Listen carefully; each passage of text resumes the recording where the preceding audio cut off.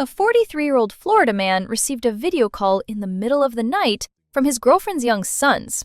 An unexpected and unsettling moment. It was an unusually late hour for children to be awake on a school night. Alarmed, he answered and was met with urgent voices filled with panic. Driven by instinct, he rushed to her residence, unaware that what he was about to encounter would leave a permanent scar on his memory.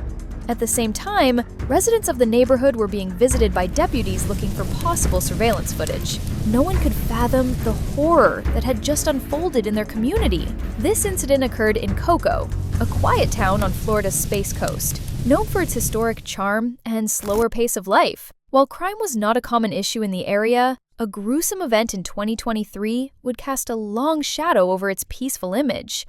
On that night, Kevin, the man in question, received a FaceTime call from the young children of his girlfriend. To his shock, they explained that terrifying noises had woken them. They had found multiple family members unresponsive and covered in blood. Kevin drove quickly to the house.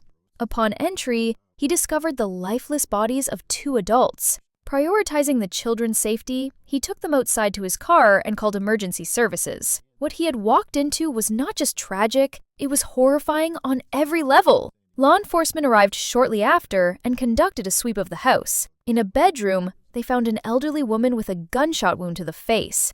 She was the grandmother. In the living room, the bodies of her adult daughter and the daughter's former partner were found, both also fatally shot. In another room, the teenage daughter of the woman was discovered dead from a gunshot wound to the head. 3 generations of one family had been wiped out. Investigators turned to Kevin for information, and he pointed them toward a potential source of conflict, the biological father of the teenage victim. According to Kevin, the girl had a strained and distant relationship with her father, and recent interactions had created tension. Authorities soon uncovered troubling details. Allegations had been made suggesting inappropriate behavior on the part of the father toward his daughter. These accounts pushed him to the center of the investigation. Further developments came when video footage surfaced from a nearby residence. The surveillance video showed a vehicle matching the suspect's silver Dodge truck arriving at the victim's home late at night.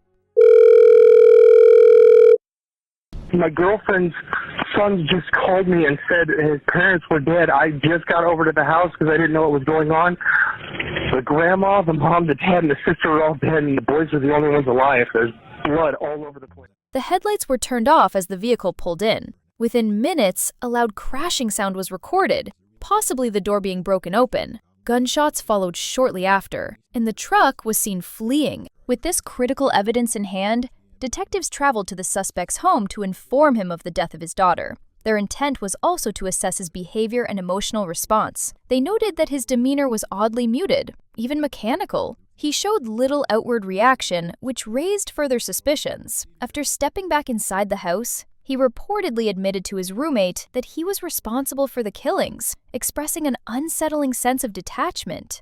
While being driven to the police station, he reportedly avoided discussing his daughter's death and instead diverted a conversation to environmental topics, appearing emotionally disconnected. His roommate, in contrast, was visibly distressed and later shared with detectives that the suspect had been in a rage the night before, expressing frustration over lack of communication from his daughter.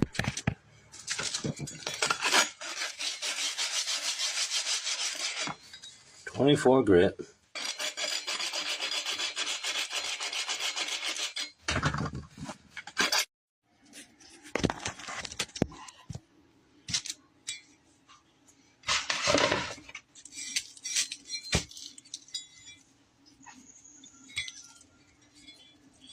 Still got to do the handle part, but... Well, it's finished. Use the Osflow to finish up the last of the rust spots to pull the oxide out.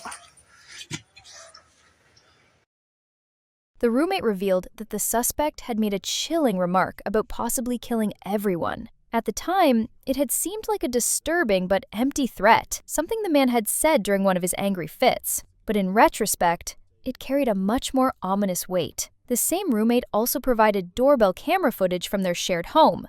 The footage confirmed... Is your daughter's name Kiara? Kiara? Kiara? Mm-hmm. Well, unfortunately, we found her deceased today. What? Is this a joke? It's not a joke. Sorry. What? I'm Huh? It's not a joke. Oh, what happened? We're still actively trying to figure that out. At this point.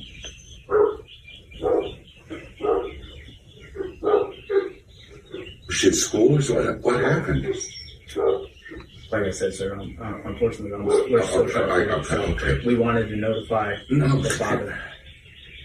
I had the same questions you guys. Was she home? Was she at school? Did this happen at a bus stop? Is it because of her boyfriend? Well, we would be hoping that you would be able to help us out with that as well. Would you mind coming down to the precinct and talking with us? Not at this time. I need to process this. This is, Dominic, they need to talk to you. You need to go. He has Asperger's, so he has a little bit of difficulty processing. That's understandable. We're trying to figure out what happened to your daughter, sir. And if you come down and talk to us, that will give us a little bit more insight. Yeah, we're trying to piece together a lot of information. You know, I got a table, the dogs are up, I could have a cigarette. I mean, like you said, I don't even know where to start with this. This doesn't even seem real. I'm sorry. Excuse me. It doesn't seem real. You gotta go talk to them. On behalf of the sheriff's office, we have to say Jesus. full condolences.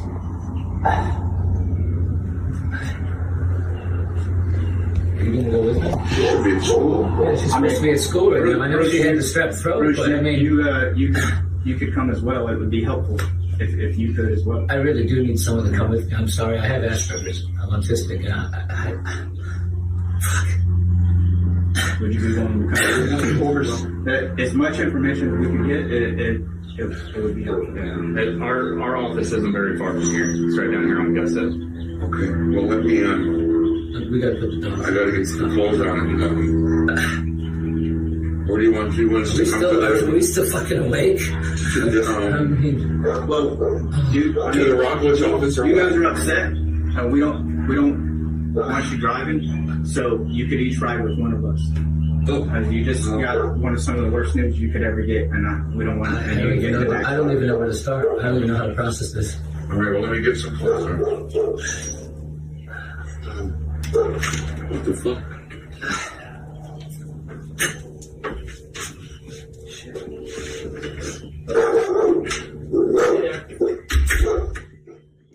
At present, the legal proceedings are ongoing. A court hearing is scheduled to assess the status of the case and determine whether both parties are prepared for trial or need additional time. While no testimony will be given during that session, it will shape the direction and timeline for the trial itself. Despite the painful and complex road ahead, the mission remains clear: to seek justice, ensure accountability, and bring some form of closure to those whose lives were forever altered by this unspeakable act of violence. Confirmed that the suspect had left the house with a firearm shortly before the attack and returned soon after it was believed to have taken place. During questioning, the suspect initially denied any wrongdoing. He claimed he hadn't left his home that night, did not own a firearm, and that no one else had borrowed his truck. However, when detectives presented video evidence contradicting his claims, he abruptly changed his story, saying he had forgotten about visiting a friend. When pressed about being seen carrying a weapon, he refused to answer further and requested to end the conversation.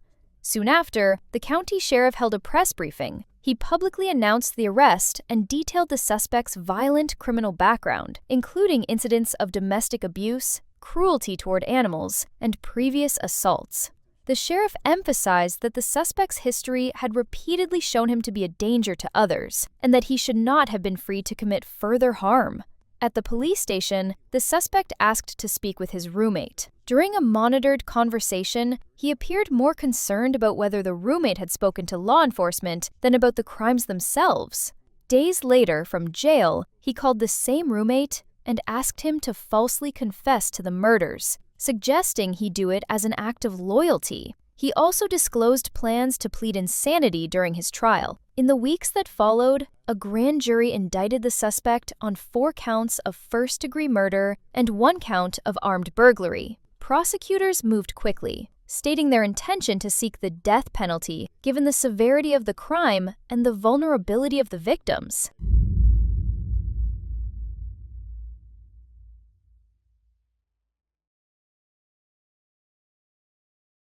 I'm also going to share with you that approximately 1 hour ago, our agents arrested Domenico Claude Gigante, age 36, of Rockledge, Florida.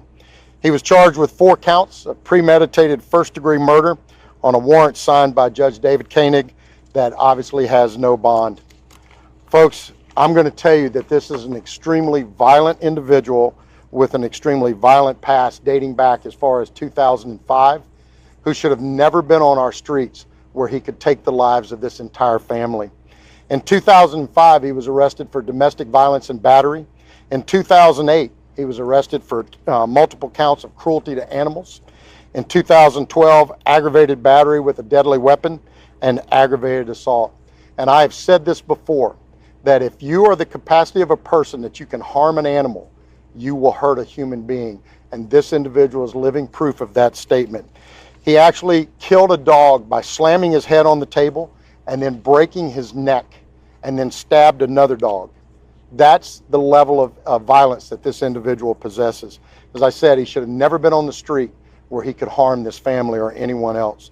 Our team has developed him as a suspect through various leads and evidence, and I could not be more proud of our team for the job that they have done.